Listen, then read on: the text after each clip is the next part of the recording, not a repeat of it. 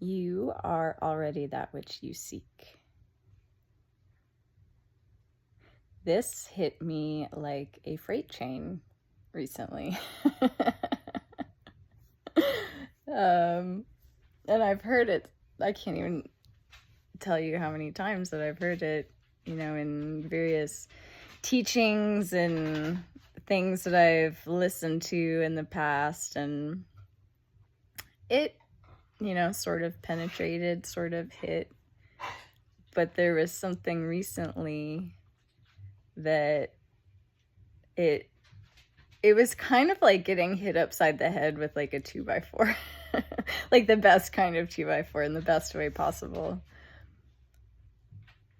And I think, when I look at this, I've heard people talk about, I heard this concept recently too, about progressive versus like a more direct path. And a direct path being, just realizing that which you are. And then maybe afterwards there being a period of time where there's a coming into alignment with expressing that.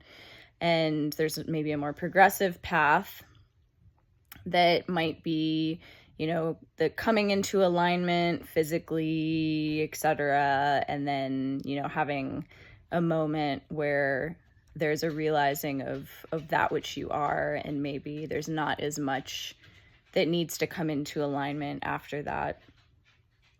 And when I look at my own path, there's not a path, but when I look at my own progression in this, I realized that for me it was very necessary to kind of do that pre-work, I guess you would call it, in essentially digging through everything that I thought I was. So, really sitting with the question, who am I?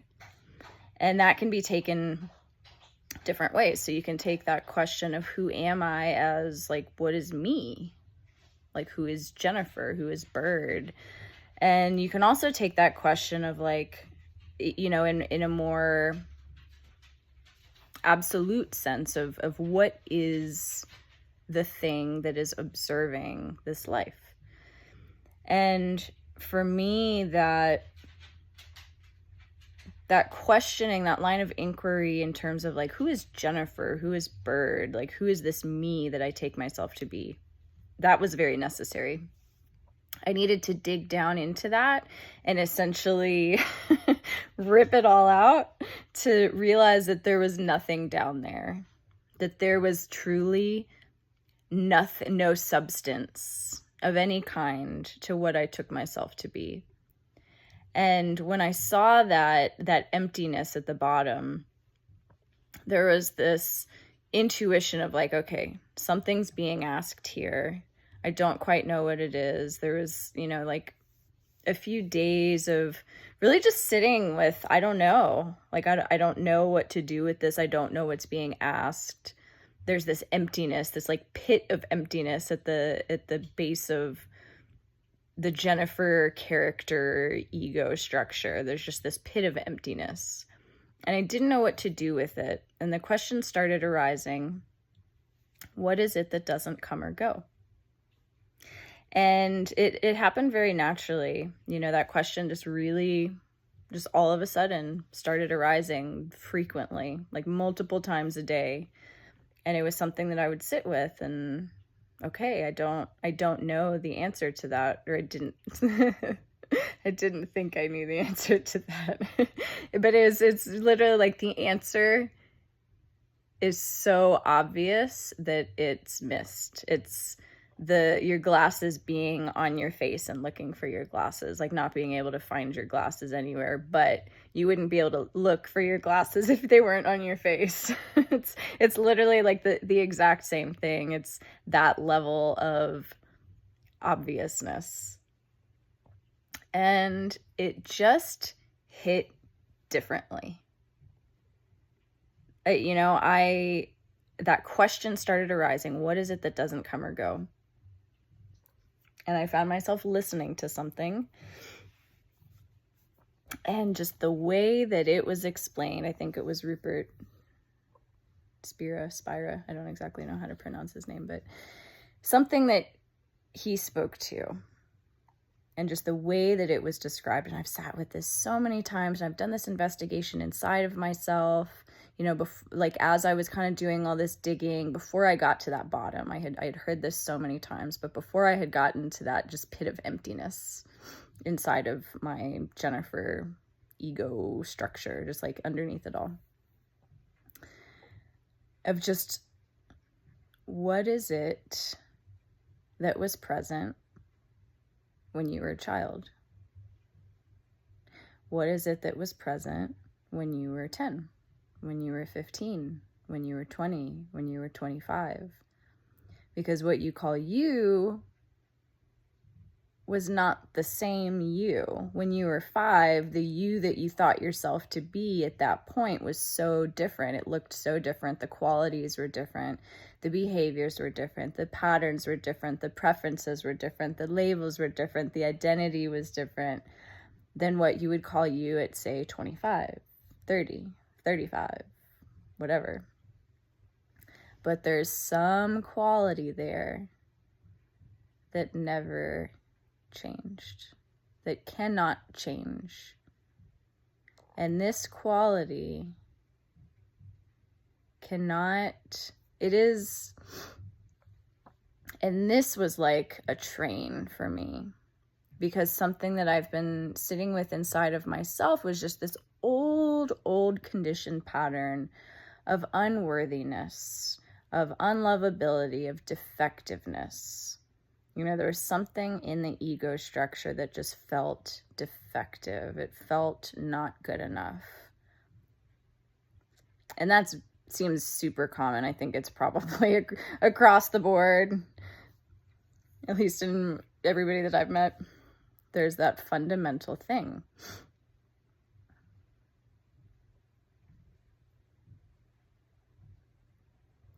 But that's not what you are. That's what you believe. That's confusion. That's ignorance. And ignorance simply just means to ignore. It's ignoring what you actually are, the truth of what you actually are.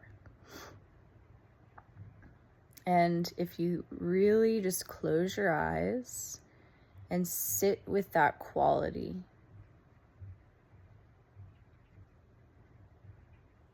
maybe even thinking back, this was helpful for me, thinking back to like the very first memory that I ever had that I could think back to. And for me, it's when I was a child. I think I had asked my mom about the age because my parents had a pool put in. I think it was when I was 2 years old. And I have this very distinct memory of peeking up over the window in our downstairs area, and my little nose, my little eyes could barely get over the top of it. So it's like right here, and I just like peeked over, and the top of the window couldn't have been more than, I don't know, 2.5 feet off the floor, something like that. So I was itty bitty. I knew that I was itty bitty. But it helped me to think back to this memory and just think, what was it that was looking? Because at that point, I had no concept of me, of what I was. I didn't have any preferences. I probably didn't even have feel a sense of separation from my parents. I don't know. But what was it that was looking?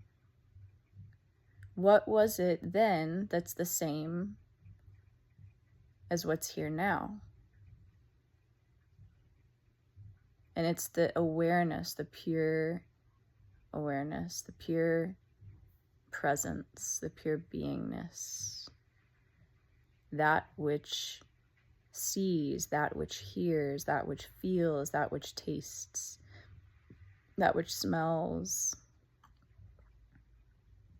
that within which thought appears. And there was something so potent about this, and especially it really hit me. And this was an inquiry that Rupert offered in this specific video. that it just hit me so hard. That thing, if I look at when I was like in that first memory that I have, there was this sense of I am looking, or like I am me. There's this sense of that, even if I didn't have the words for it at that point because I was so itty bitty. But that quality of presence, of beingness, that has not changed between then and now, 34 years, has not been harmed, has not been hurt, has not changed, has not aged, has not grown, has had nothing taken away from it. It is so complete and so whole by its very nature that it cannot be touched. And that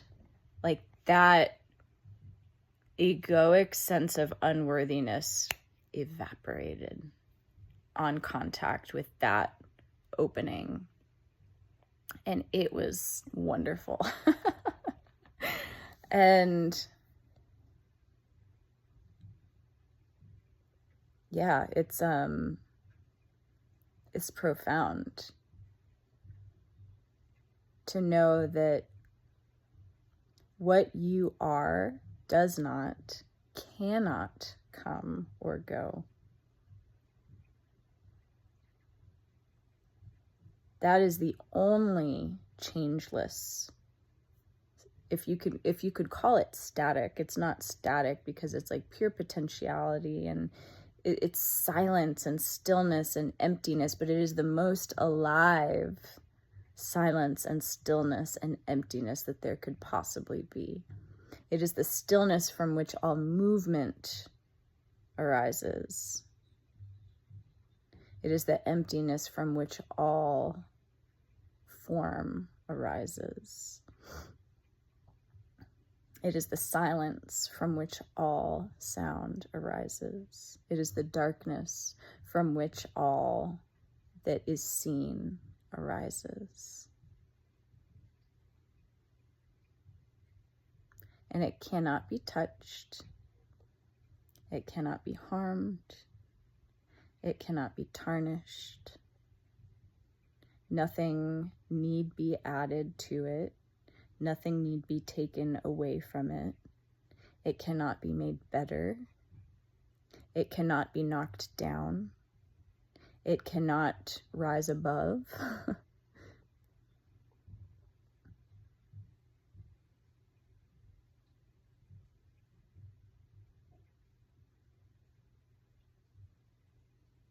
It is the truth of what you are. And that stillness, that emptiness, that I sense is the same stillness and emptiness that is appearing as you, that is appearing as my dog, that is appearing as the rain outside, that is appearing as every seeming other that you encounter. It is simply a costume that changes. So I'm wearing the silence here is wearing a Jennifer costume. And the silence on the other side of this screen, whoever's watching, is wearing a different costume with a different set of programming and beliefs and labels and stories. But it does not change. It is the same silence, stillness, oneness, emptiness, darkness. You could also call it love, because everything that is arises out of it. It has no conditions. It is unconditioned, unconditional love. It allows everything that has ever been to arise out of it without discretion, without discrimination, without preferring one over the other, without loving one more than the other. That is what love is. That is the truth. And it cannot be named. Even the words that I'm using are emanating from it and can therefore never adequately or accurately describe it. That's simply the truth of it. I heard this years ago, a quote, I think it's Barry Long, who says something along the lines of, nothing that I say can be true. Like, words are an expression of the truth, but no word is true. Something along those lines. So nothing that I say is true. It is an expression or an aspect or something that emanates from truth, but it is not the truth, because the truth cannot be named. It has no form. It exists prior to and outside of time and space. It is that from which all that is appears. And it doesn't need anything. It is that from which what you think you are appears. And that does not negate that which appears, because it feels so real. Every suffering that we go through, everything that we take ourselves to be, it feels so real. That's like the magic trick. That's like the ultimate magic trick, and it's beautiful. And that's why all of this is appearing, so that it can experience it. That's the only reason. There's no other reason. It's just so it can experience it. There's no point to it. There's no purpose to it. It's for the love of itself, for the love of expressing is all that is. And it's magnificent. So magnificent.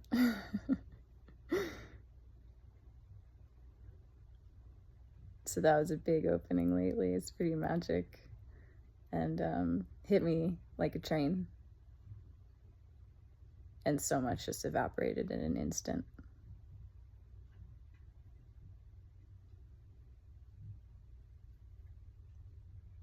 You are that. You are already everything you seek. It's so close that you can't sense it. It's so close that you don't even realize that it's here always, that it's always been here, that you've always been it, that it can never be tarnished, it can never be harmed. It's perfect as it is.